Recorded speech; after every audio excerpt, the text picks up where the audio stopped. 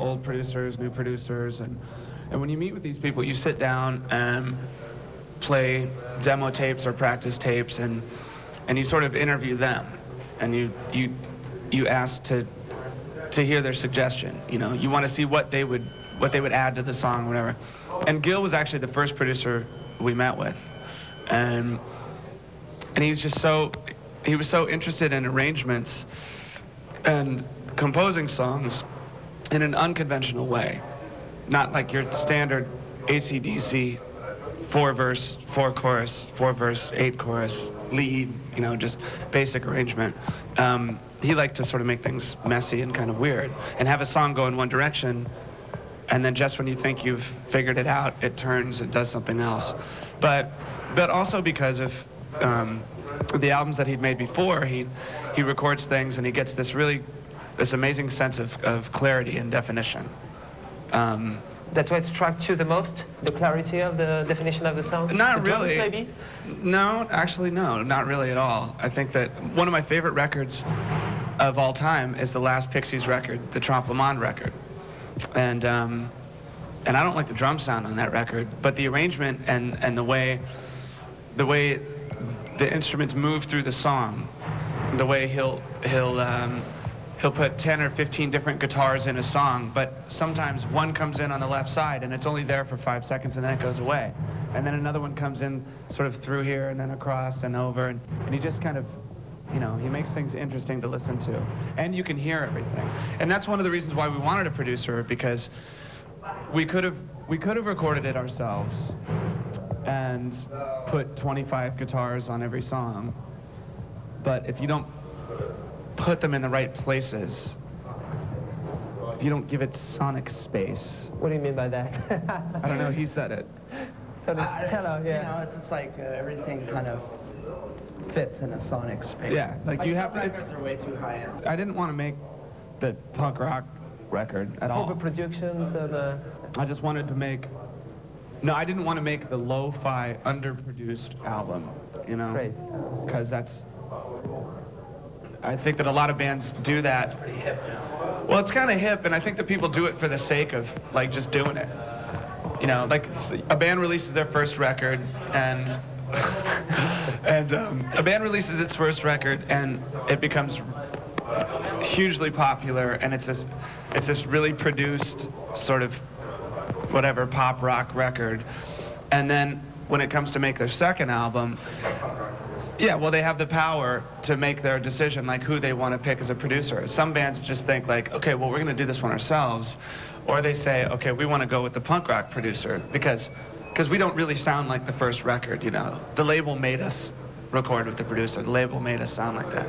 So then they make this lo-fi record, and a lot of the times it just sounds like shit. It's just stupid because instead of moving on, that's true. Instead of moving on, you know, and doing something new, they sort of turn around and they go back to, it's just reverting back to the garage.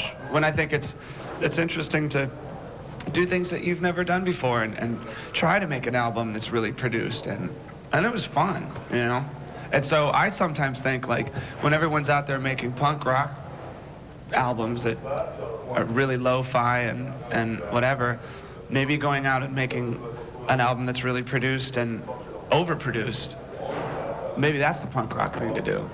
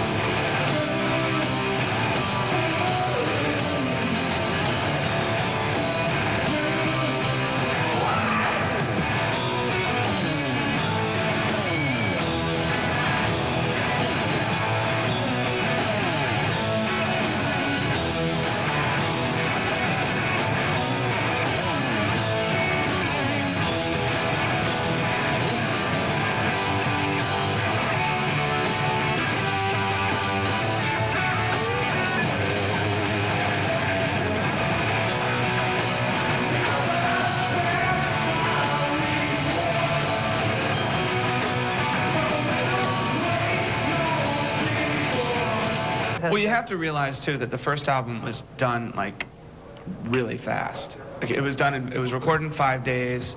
The artwork was just sort of thrown together, and we just like just put it out really quick. So this one we spent like 3 or 4 months on, and had meetings with the art department and stuff like that. So it's totally, it's the exact opposite of the last album. The first album's like a demo tape, you know. So. How do you feel now? How did you join the band? How did you work? Was it easy for you to work with Dave in studios? How did you match? I haven't really worked with Dave in the studio at all. Yeah, well, BBC. But, no, I just they needed a new drummer, and Dave called me to see if I knew anybody, and I said yeah. Sorta. Is that what happened? No. Okay. No. So they needed a drummer, so we jammed a couple times, and they said yeah, and I said, you really think? and they said yeah, and so it's tough. It's tough playing these are tough drum parts. It's different for me. It's like relearning for me in a way, but it's good, you know. It's a new direction for me in a way, but it's tough. It's tough to step up to bat, play Dave's drum parts. Yes, and we also like to. Did you include creative parts of your own style, different from the album? I mean, maybe Dave can answer or you can answer about the drum part. Yeah, he's changed so much stuff. Yes. No, he does. Like he definitely plays. He sticks to the arrangement of the song. He sticks to like the basic whatever feel of the song. But I'll be up there playing, and I can hear you. I do little things. He does little things. But I have to though. I have to because I'm not Dave. Yeah, I mean, it's like we don't tell him do what's on the album. Yeah. I mean, we don't tell him. You just kind of do whatever's necessary to get the song across. I mean, I don't like change things just so I want to change this just so I can make it different. I just do it instinctively, really, because I have sort of my own instinctive sort of drum style. But just basically follow the patterns that Dave set up and just kind of, it's just like anybody's personality. Everybody has their own sort of personality. Tour that you've done with the first one, are you going to select much more Over the top? Well, the first shows, these first shows that we've been doing, we did maybe like 8 or 9 shows in London. Not in London. In England. Thanks. And I mean, they were like 1,500, 2,000 capacity things. And it's nice to go out. It's nice to go out on your first tour for an album to have it be, relatively low key. Like playing things like this. This is fun. Like this is fun. We need to practice, I mean, we need to get it together before we go out and start playing, bigger, like festivals and bigger audiences like that. So instead of putting out an album and then going out on tour with U2, we want to go, our first tour of America is going to be in places that hold like 1,000 people a night, and sometimes 1,500 capacity, sometimes 2,000, excuse me. But so I think that's the best way to do it, just to get comfortable with the new songs, because these new songs too are a lot more difficult than the old ones. I have to pay attention to what I'm doing, whereas before More dynamic. they're more dynamic. They're just difficult. Yeah, they are difficult, but they're that's what I see as difference from. Difficult and dynamic. Well, dynamic, which is difficult and less like it's not about the notes. It's like the difference. Right. It's like being more sensitive to the song. You mean the... Sorry, what a dork. I'd like to know, are you going to play the song of the first record on the tour? Are you definitely want to play the second one? Just like Bowie bagged all the Ziggy crap. No, not the first one. We're doing it. You two did that too. This is a really? call, Yeah, none of the old stuff. It's all new. Never. We're doing a bunch of blues numbers tonight, actually. No, yeah, we do the old songs. We do. Techno versions of the song. We No, do. really? Yeah, we do techno versions. Yes. Techno's my life. It's funny what you said about techno, because in the press worldwide you've declared that to many journalists that the fact that it's very funny to see people playing and screaming on stage with guitar, bass and vocals, even than playing like Prodigy behind synthesizers. Do you still believe that the formula of the format of guitar, bass and vocals and screaming is still the best? Well, it's not. That's best. I don't know. That's like saying, well, who's the best, like, painter? Who knows? I mean, it's all in the eye of the beholder, or you know, it's all whatever you think. Some people, techno's their life. I like Prodigy. Dave loves Prodigy. I love Prodigy. And I don't think it's the best thing. I mean, that's like saying who's the best band. It's all what you think, you know. So I think there's room. I think there's room for everything. Yeah, I mean, I think that I like the variety. I don't know how to use computers. Oh, excuse me. No, come on, please. I don't know how to use samplers or sequencers or computers or anything. But if I did, I'd probably sit around at home all day and make crazy. It sounds like fun. Yeah, someday we'll. To me, it sounds like fun, but also it's really. I mean, the last thing in the world I want to happen is for we're Foo Fighters and we're kind of a rock band and sort of a punk rock band and blah blah blah, and then we go out and make we'll start fooling around with computers. Just because everybody else is. I mean, that would be so stupid. Yeah. So there's no way. No way. No way. Not even. But I mean, like side projects Do and something and stuff. release it under someone else's name.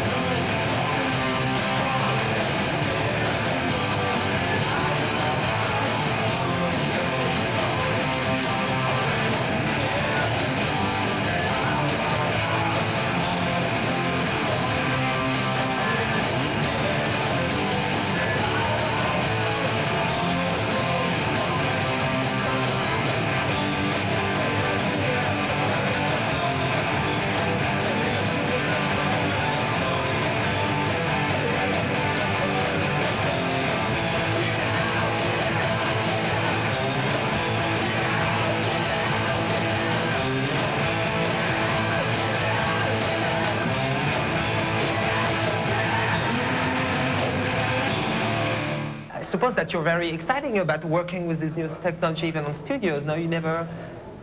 I mean, when you were sound checking, you were using effects, even the guitars.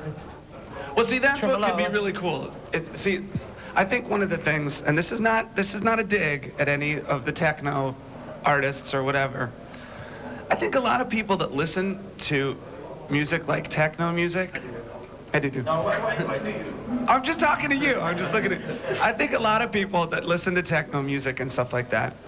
I think one of the reasons why some people just think it's amazing, and they devote their lives to it, and they just think it's the most amazing music in the world.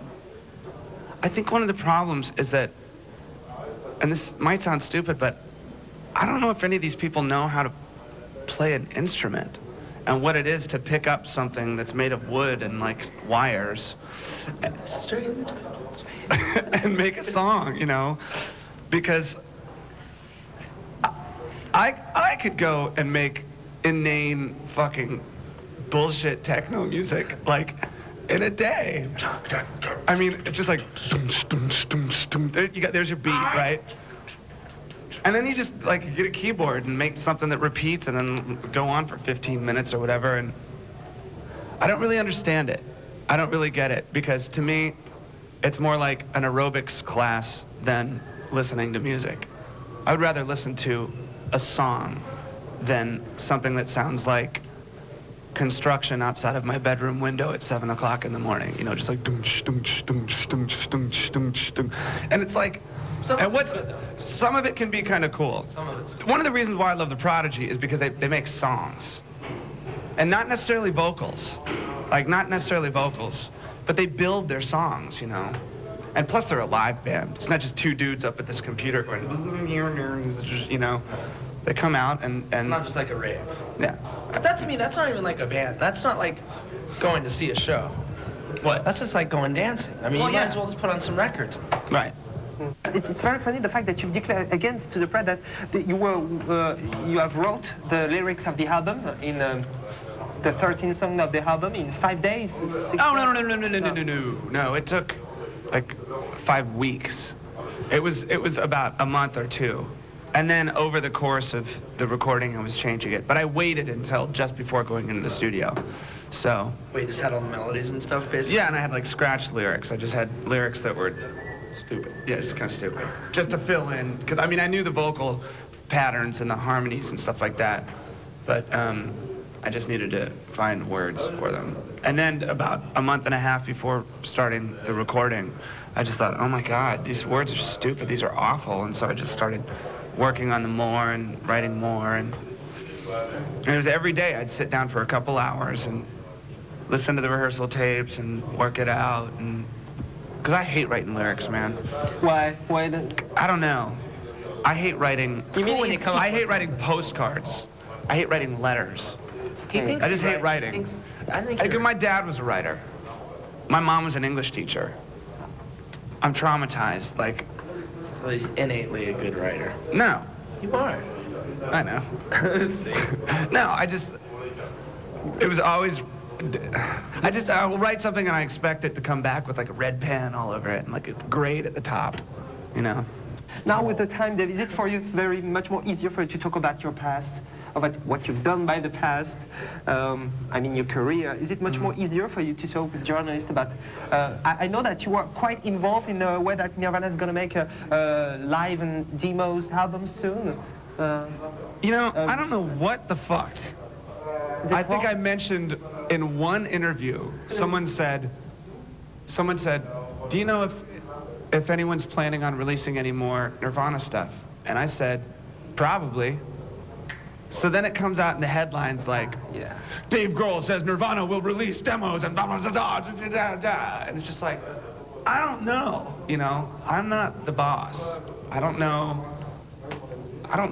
if, I mean, to be perfectly honest, there's probably 2 songs, 2 completed songs that no one's ever heard. Like, that's it. Like, there's not like hundreds and thousands. I mean, we were only a band for like, what, 5 years or something? Only went to the studio like 4, no, it's not like the Beatles anthology. So I honestly don't know, but I'm sure that in time, some more stuff will come out. Yeah. That's not a guarantee, but I'm sure that it will, you know?